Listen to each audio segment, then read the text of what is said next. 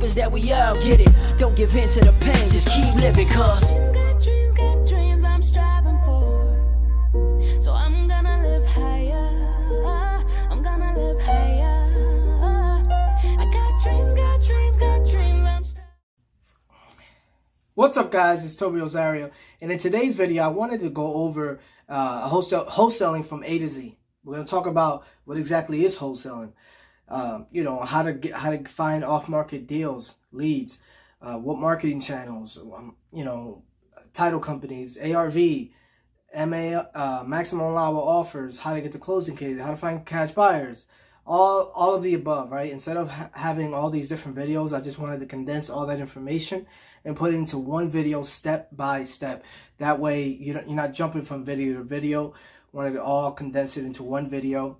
And if I forget anything, comment below and I'll try to answer that question. I made a list of certain things, but I might have forgotten a couple of things. But let me know in the comments what I forgot, or if any clarification, any questions you guys have, comment below. Don't forget to hit that subscribe button, hit that bell notification. That way you get notified whenever I post a new video. And I'll also give this video a like if you feel like I provided some sort of value to you. So we're gonna go ahead and get started. So what I did was I created a list. Okay, I wrote down some things, that way I try not to forget. All right, so the first thing is, what is wholesaling? What exactly is wholesaling? Okay, and we're gonna break that down. Right? I know if you close your first deal, you obviously know what it is, but this is for people who don't know what it is. I'm gonna break down the concept. So essentially, what wholesaling is, it's where you find an off-market property, okay? Right? Off-market property, typically, at a discounted rate, a discounted price, I should say, right? You find a house at a discounted price. You put that property under contract, okay? You put it under contract with the seller, okay? So this is the seller, right? This is the seller. You put it under contract with the seller. And in your contract, it should say and or assigns. What does that mean? It essentially means you have the right to assign your rights to the contract to someone else, to a buyer, okay? Which is going to be a cash buyer. Now, I want to be very clear. You're not selling houses. You're flipping contracts. You're selling contracts. You're assigning contracts. You're not a broker. You're not an agent, right? That's why this doesn't require a license. But you want to be very careful when you're marketing your properties, marketing your contracts. You don't want to say you're putting a house for sale, right? Because you're not necessarily selling the house, right? You're selling the contract that you have in place with the seller to someone else. Okay, you're assigning a contract. So whenever you're marketing your deals, you always want to put contract for sale, assignment of contract. You don't want to get in any legal trouble in saying you're marketing a property because you don't really own it, right? You haven't closed on it. You don't have the deed, so you're not the owner of the property. So you're not marketing the property. You're not an agent. You're not a broker. Now that we got that legal jargon out of the way, so you have it under contract with the seller, okay? Then you're going to do an assignment, okay, to a cash buyer. Assignment of contract, right? So there's two separate contracts. One between the seller, P&A, right? And then the assignment is what you use for your buyer, okay? The assignment is you give to your buyer to sign. That assignment contract basically says you now are taking position of the you're taking over. You've been assigned that contract originally that you have with the seller. Okay, so you assign that to an end buyer for an assignment fee. Okay, does that make sense? Am I making sense? Let me know in the comments if it doesn't make sense so far. So when you find that cash buyer, okay, let me back up. So with the seller, you find an off-market deal, right? We're going to do very simple math. The house is worth $100,000 when it's fixed up. ARV, after repair value. Okay? You put it on the contract. It's going to be very, very simple, very basic. $40,000. Okay?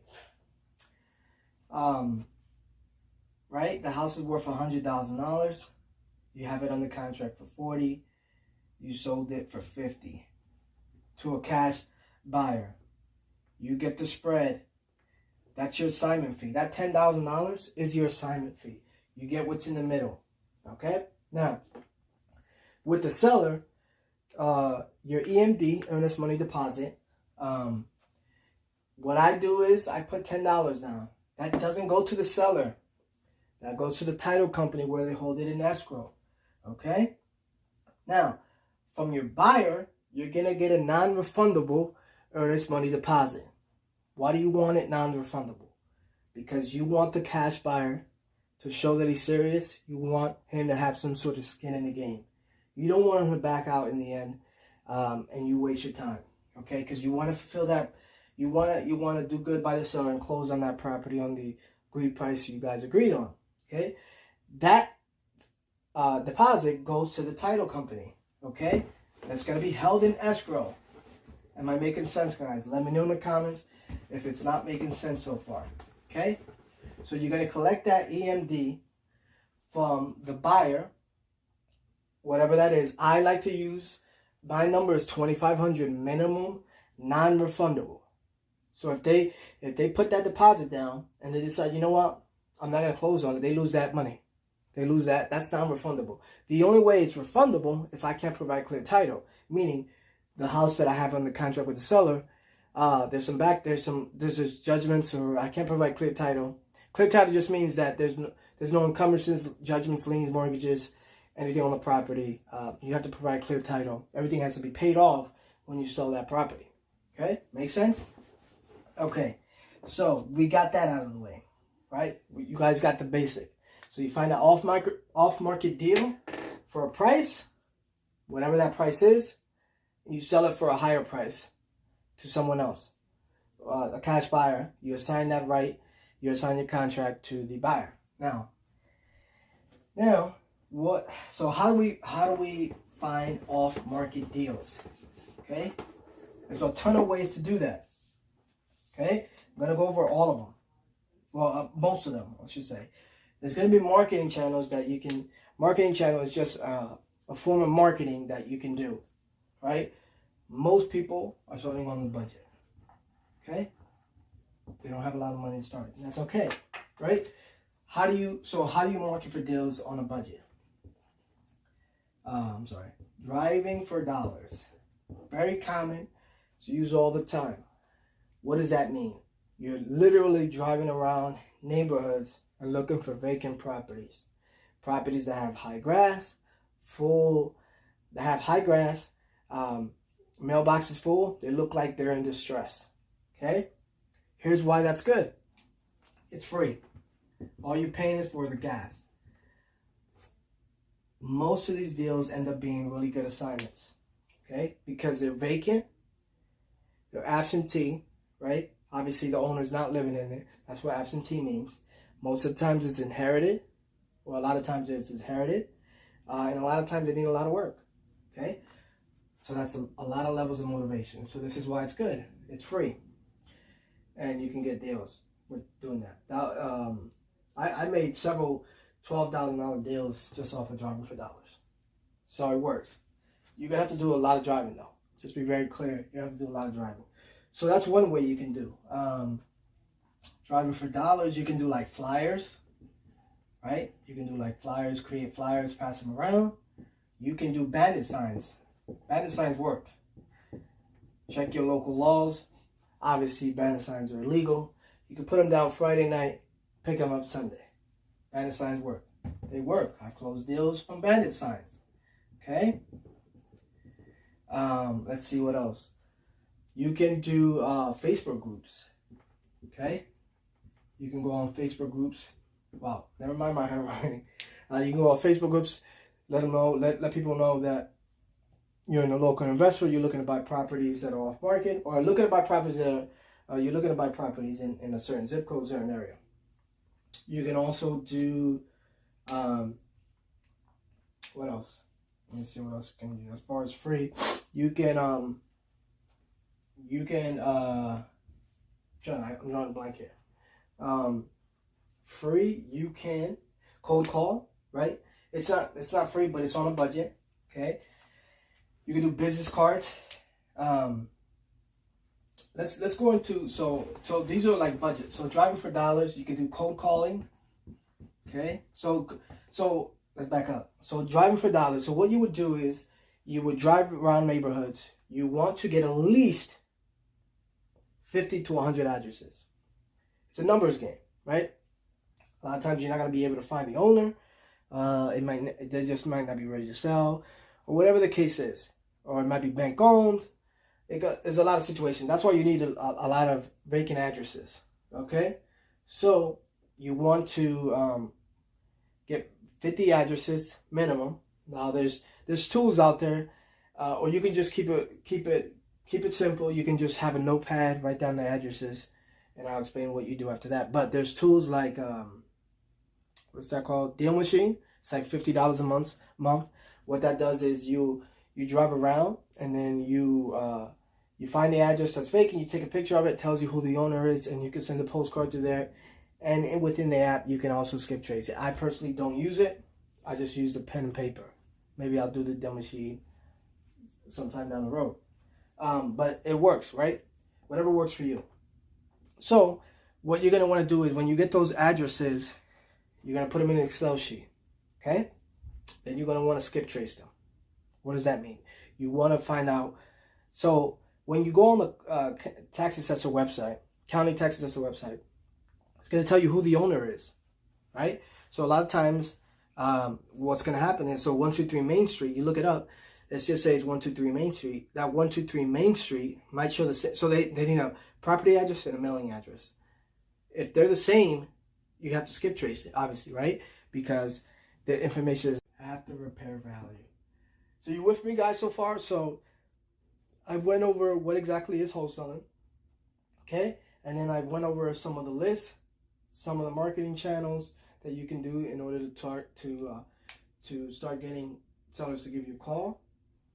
And then we're going to talk about ARV. What that stands for is after repair value, okay? So how do you determine that? So this it's a little tricky.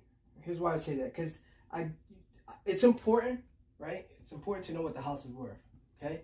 Let me be very clear. But I don't want you to overthink this, because this number can be different for everybody, right?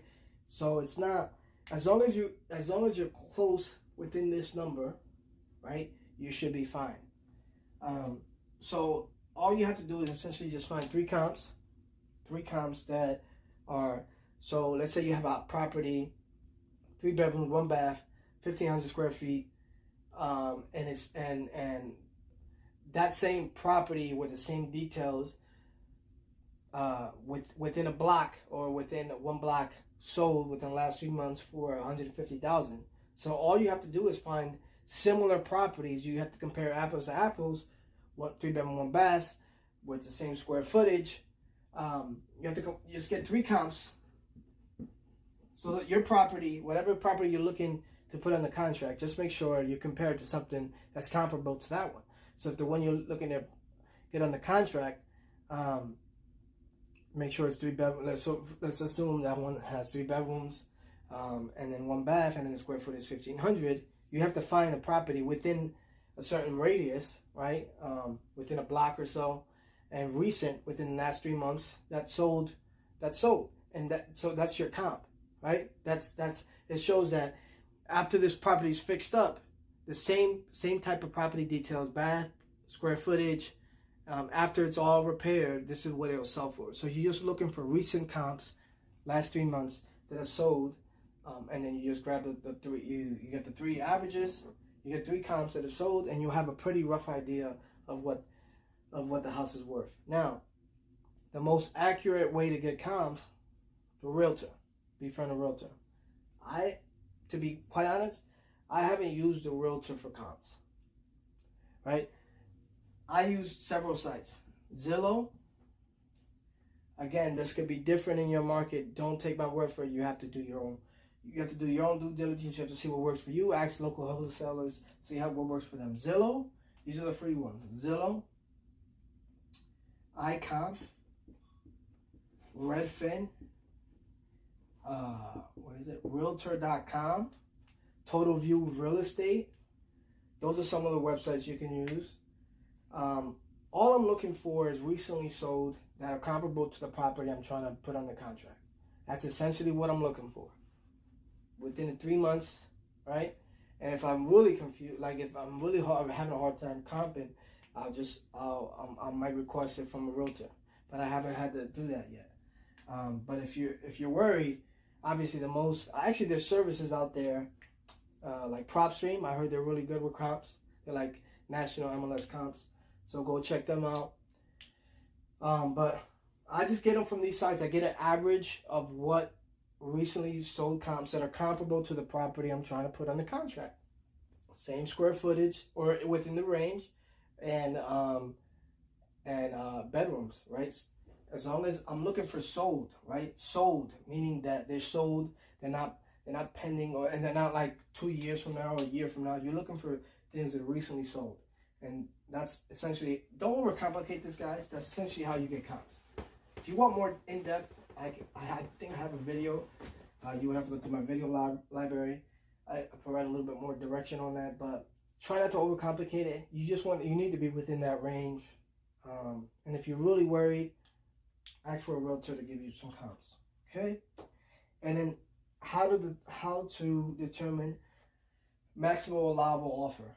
Okay? So I just made a video about this. I'm not gonna go too in depth. There's another video that I have. You can just search my library that goes a little bit more in depth. I'll try to keep this a little bit more broad. But essentially, a house is worth 100K. There's two formulas. They both work, but you have to see what works for you. So the house is worth 100,000. You do 70% ARV, right? So you're at 70,000. Okay. Then you minus your assignment fee, 10K. Okay. Then you minus the repairs. Let's assume it's 20,000. Repairs. Let me do my math. 70, 60 minus 40. So yeah, I'm sorry. Well, 70 minus 10 is 60, minus 20 is 40.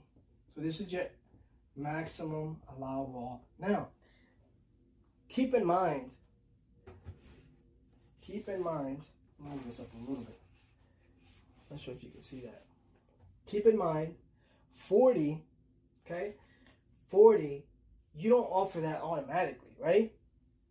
This is the maximum you can offer. That's one way of doing it. That's the maximum. So you want to offer like 25, 30. You want to get them to say their number first. You always want the seller to get their number first. The person who says the first number always loses, right? Because you might be at 40.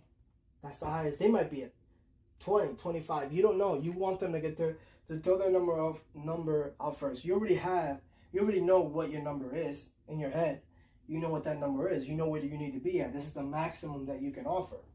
So anything below that, it's a plus. So you want to make sure that you get their number first. But anyway, so you want to offer like 30, 25, whatever, and just go from there. You can always keep going up because this is your max. If you want to make 5, then you go 45. Does that make sense? And then the other way is, again, I'm not gonna overcomplicate it, but this one you're gonna need a calculator. But so for 200,000, let's say the house is worth 200,000.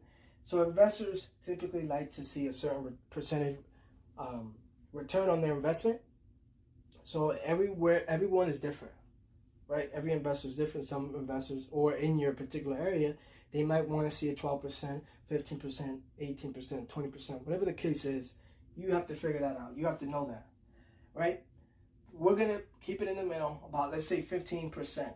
You want. So if they invest $200,000, or if the house is worth $200,000, right, they want to see a 15% return. So 15% times 200 is $30,000. That's what they want That's what they want to make net after all the costs, right? That's what they want to make, 15% on their return. So they invest 200. They want to get $30,000, right? So what you would do is, so that's $30,000. So you have 170. Okay, forget my math. It's gonna be pretty bad. 170. So let's say you want to make a $10,000 assignment fee. You're at 160. Okay. And then it says 20,000 in repairs. So that's 140. Now, hold on a minute. So this is so 15% times 200 is 30,000. So 200 minus 30 is 170, right? Then your $10,000 assignment fee minus that, you're at 160. Then 160 minus 20,000 in repairs. We're just assuming that. So that's 140. This is not your MAO yet. You have to do 7%, 6, 7, 8%. So 7%, 7% for realtor commissions, closing costs. So you do that as well. So I won't do it from here. So I'll just do 200 times 7%. It's $14,000. And I have another video that goes in depth with this. You guys want to check that out. So 140 minus the 14,000 is 126,000. Okay? You would apply that same formula here. It would be the same. 126. So if you change this, number, this ends up being, again, I have another video showing this, but this number ends up being 110.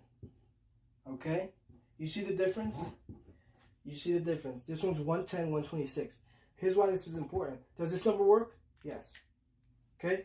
But the market is so competitive, you might get outbidded by another wholesaler who can offer $16,000, who can offer the seller $16,000 more. Okay? This still works. This formula 70% works. If the seller accepts it. My point is, you're gonna lose some deals if you don't know this, because you might get outbidded by someone who does know this, and they can offer the seller $16,000 more because they know the numbers, they know what the investor is looking to get. So you could lose this deal because you'll be offering 110 and I'll be offering 126, but I'll still get that $10,000 assignment fee. And this one, yeah. So that's essentially how it works. Now, again, I have another video that explains all that. I'm just trying to give you I'm trying to keep it broad, but also in depth as much as I can. But if I go in depth, it'll take me too long. So we did that. Now, how do you find cash buyers? So this is the easiest part of the business. How do you find cash buyers? This is actually easy. Here's why it's easy. If you have a deal, you'll find a buyer. Simple as that. If you have a deal where the numbers work, you'll eventually find a buyer.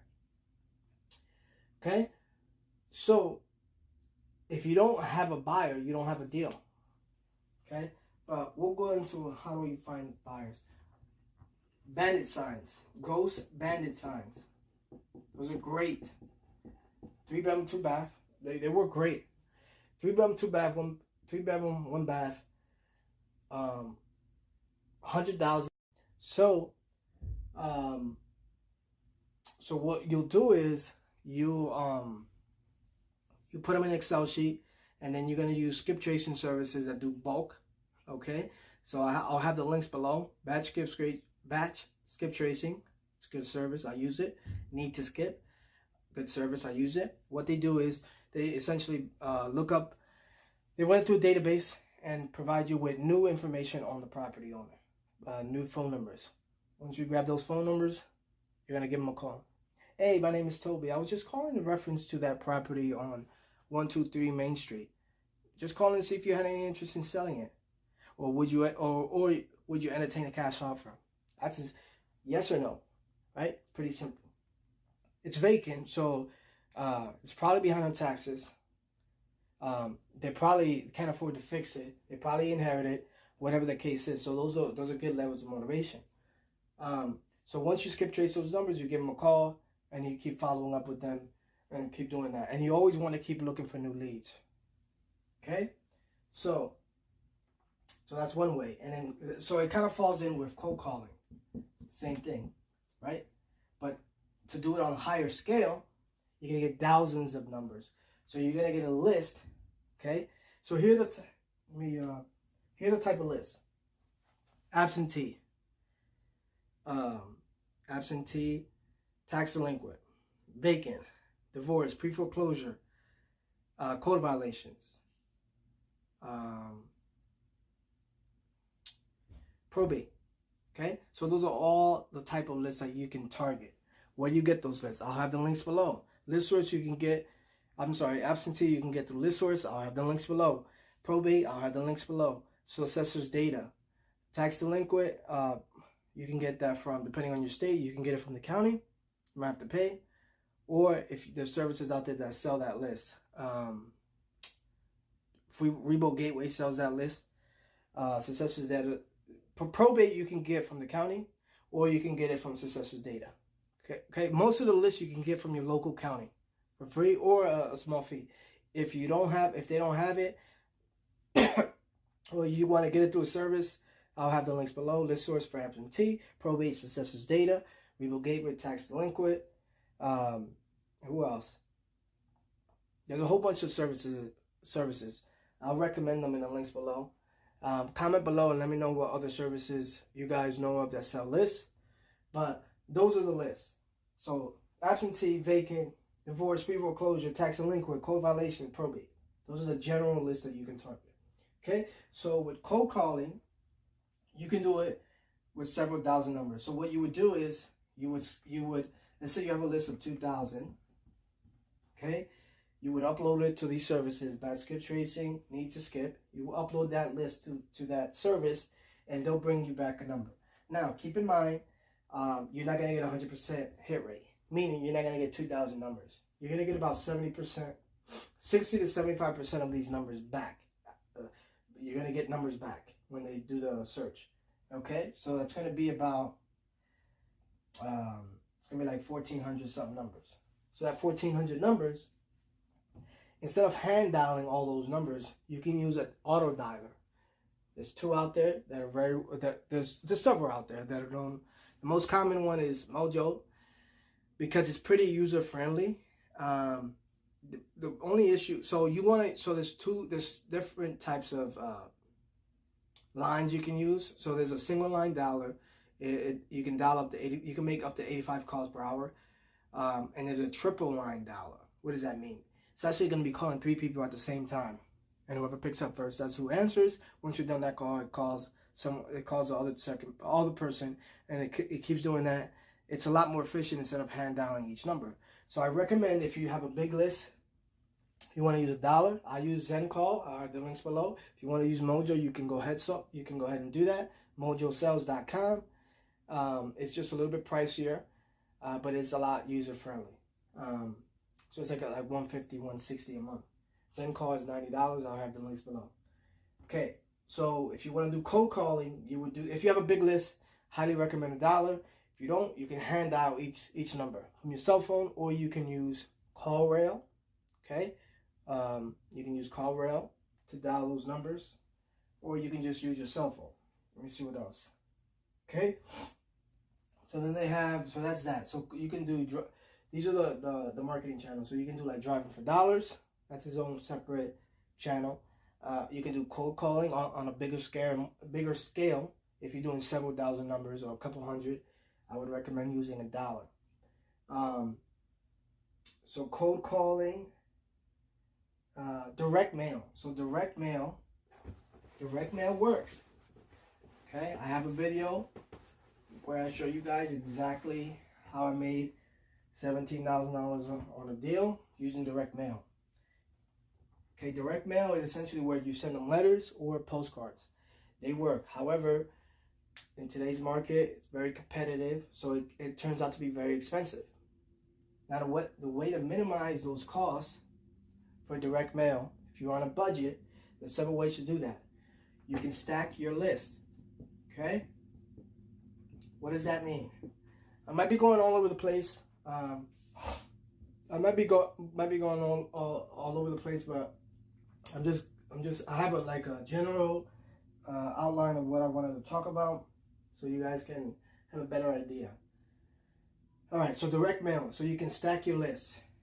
Okay, what does that mean? So all that means is you're gonna add levels of motivation to a list. Okay, so we're gonna all those lists I mentioned before, right? Absentee, right? Vacant, okay? Tax delinquent, probate, pre-foreclosure. So let's say you have a list of absentee owners, okay? Let's say you have a list of tax delinquent.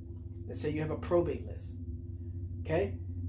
There's a software, I have the links below, Property List Manager, where if you upload all those lists, it's going to tell you who's showing up on multiple lists. So you upload the absentee list, you upload the tax delinquent list, you upload the probate list, and then the software also tells you which ones are vacant. Okay, so now you have this list, this owner, this Joe Smith, showed up on the absentee list, the vacant list, tax delinquent, and he also inherited the property. That's a higher level of motivation compared to a very broad list like an absentee list. So then you grab that. So the software tells you, it tells you which person is showing up on multiple lists. So assuming John Smith is showing up on 3 lists, so you pull that list from the software, okay, right? So you have a highly targeted, motivated list. Then what I would do is I would just mail to that list, okay? Mail to that list. If you're going to do direct mail, I have the links below for the company that I use, Yellow Letter HQ. It's the best one I found. And I would just target that list. So if you send out 1,000 records, it's about $450. If you can afford that. Now, keep in mind, you might not get a deal the first round. So that's why direct mail, it's expensive, because what you're going to find is, well, it's a low response rate, right? And then you might need multiple touches or multiple campaigns in order to get that deal, okay? But you minimize your cost by being very targeted, okay? And then also, what I recommend is just do one zip code, okay? So just focus on one zip code. Focus on one zip code with the highly targeted list, and you can really minimize your calls. You'll be a little bit laser focused. You'll be more sniper instead of very broad, very shotgun. Make sense? So if you're going to do direct mail, I highly recommend you keep it very targeted, or just focus on, stack the list, or focus on one zip code. Okay? So we talked about that. There's other forms. Bandit signs is a good one. Bandit signs, I think I talked about that. Bandit signs is cheap. There's other forms of marketing, but some of them cost more. PPC is very expensive, along with direct mail. There's Facebook marketing now, and then RVMs is ringless voicemails. I have a ton of videos on that. Okay, I recommend Slide Broadcast. I'll have the links below where you can actually get 100 free credits if you sign up under my link. Slide Broadcast. Essentially, what a ringless voicemail is, when you receive a call, it looks like you received a missed call, and the message goes directly to voicemail. So someone's going to look at their phone and say, "Oh, I received a missed call from whatever this number is." They listen to the voicemail. Essentially, with the voicemail, it's very simple. You just say, "Hi, my name is Toby. I was calling about. I know this call is out of the blue. I was calling about a property you might own. Just calling to see if you had any interest in selling it. If you do, give me a call back. If you don't, please disregard this message." And I have a video explaining. I give you my exact voicemail that I leave. So it's very cheap. The issue, what I found so far with this, I've sent out 6,000-7,000 ringless voicemails. What I found with this is people still call anyway. If you tell them, to ignore the message if they don't have anything for sale. They're still gonna call you, right? And then I've even tested having them call in, and then they go through an IVR where it says press 1 if you have a house for sale, press 2 if you want to be taken off the list, right? And people will still press 1 even though they're not interested in selling. So I'm still testing that, but it's a form of marketing. I did get leads, right? But the leads that I got were people who wanted retail, okay? But that's a form of marketing. I know people who do very well with ringless voicemail, so I'm not saying it doesn't work. I'm just saying, for me, I'm still testing it to see what works for me. But they all work. Direct mail works, cold calling works, banner signs work, driving for dollar works. All those things work. Okay? Now, how do I get a phone number? Boom. You might not even have that property. You can do ghost ads. A ghost ad is like you create a deal, right? And you don't even have that deal. So when the investor calls you, you just say, "Oh, I just sold that deal, but I'll keep you. I'll get your information. That way, whenever I come across a deal that sounds like or fits this same criteria, I can definitely shoot it out to you. You're gonna get a ton of buyers doing that. Branded signs work. Facebook groups. You gotta watch the rules of the Facebook group. Obviously, I do have another video, a separate video that shows how to do this. If you guys want to check that out, somewhere you have to search for it. So Facebook groups work well. So there's actually a lot of Facebook groups now where rehabbers are in there, and they are cash buyers themselves and look for deals, because right now it's really hard to get deals. It's like the buyers are overpaying because their inventory is so low. But there's rehabbers, investors, cash buyers in these Facebook groups, and you just have to find local. You just have to find whatever your county is, whatever your state, local investor, and then you would put. You could even put a ghost ad in there as well. Same thing. Add me to your buyers list, or if you want to be added to my buyers list, comment below. Shoot me your email, etc., etc. Again, I have a video talking about this. Let's see what else. Auctions work well. These are foreclosure auctions, so these people have to buy with cash.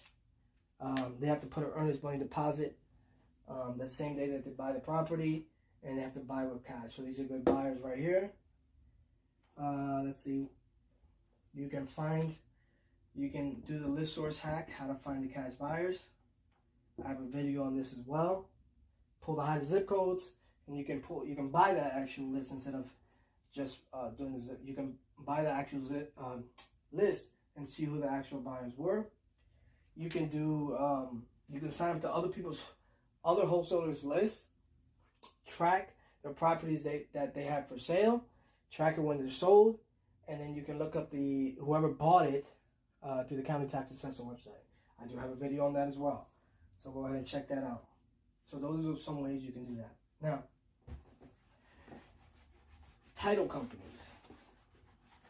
All you're going to want to do is, so the easiest way is just any local wholesaler that you know has closed deals, just ask them which title company they have used. If you don't want to do that route, you just call title companies. Ask them, are you familiar, do you guys do assignments? Simple as that. Are you guys aware of, do you guys deal with investors that do assignments, double closes? You're looking for an investor-friendly title company because you want someone who understands the business. That way you can explain. That way the process can be smooth and easy, right? So all you have to do is call title companies, tell them, I'm a local investor. I'm looking for a title company who understands assignments and double escrow or double closes. They would know what that is. If they don't know what an assignment is, move on, because then they should know what an assignment is. Okay? What else? Okay, we did that. All right, so we did that. So once you have a house under contract, then once you have a house under contract, you put it on the contract, you know your numbers, then you're going to start marketing. What you're going to give that? You're going to give your contract to the title company. You're going to open escrow. You want them to start the title search. Okay? what they're doing is they're looking for any judgments, taxes, liens, mortgages, anything like that, because they need to provide title, clear title to your buyer.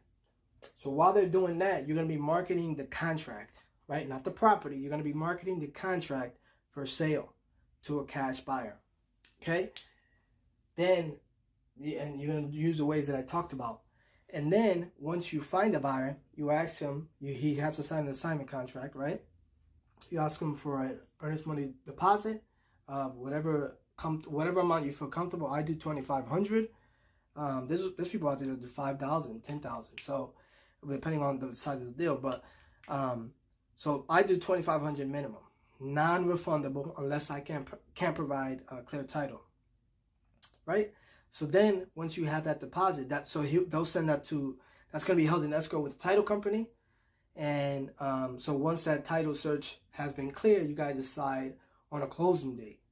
Okay? Now, at closing, there's a little trick here. So you can ask your title company to do a split HUD or a blind HUD. You guys may or may not be familiar with that.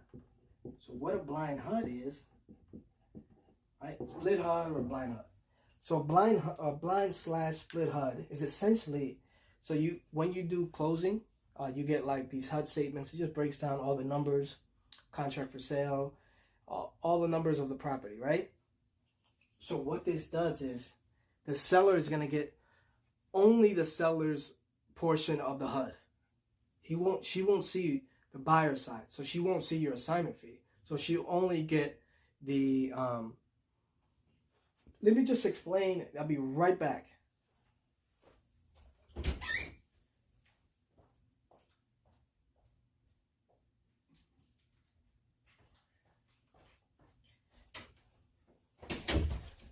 Sorry about that, guys. So this is what a HUD looks like.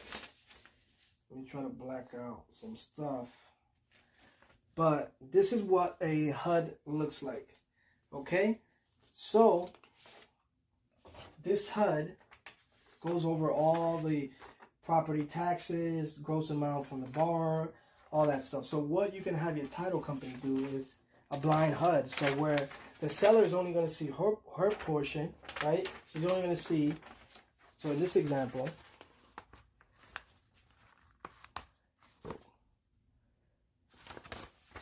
cash to seller, I'm not sure if you guys can see that, $7,046. That's the cash, right? And then the buyer is going to see your assignment, right? So let me just, so here's the assignment fee, $17,000. This is all the other information, closing calls by the title company, all that stuff. So the seller's going to get his or her own HUD, and it's only just going to see what she's going to receive at closing, right? What check she's going to get. She's not going to be able to see the assignment. Now the buyer, he knows you're making that assignment fee because it's in the assignment contract. So this is what he would look at. He would see that assignment. Does that make sense? So if you guys are afraid that, oh, the seller's going to see what you're making, you can have the title company just do a blind HUD or a split HUD. It's basically they're just going to provide the seller where her side of the portion, his or hers HUD, and she won't be able to see the buyer's portion of it. Guys, I know I rambled on for a long time, but I just wanted to give you a really broad but in-depth view of what exactly is wholesaling and kind of step by step. If I missed anything, let me know in the comments. I know I was like all over the place. I made a couple notes, but I kind of jumped all over. But let me know in the comments. If you made it this far, give this video a like. Share this video if you felt I provided some sort of value. Also, let me know in the comments what else you guys want to see. That's my time. My name's Turbo Rosario. Peace.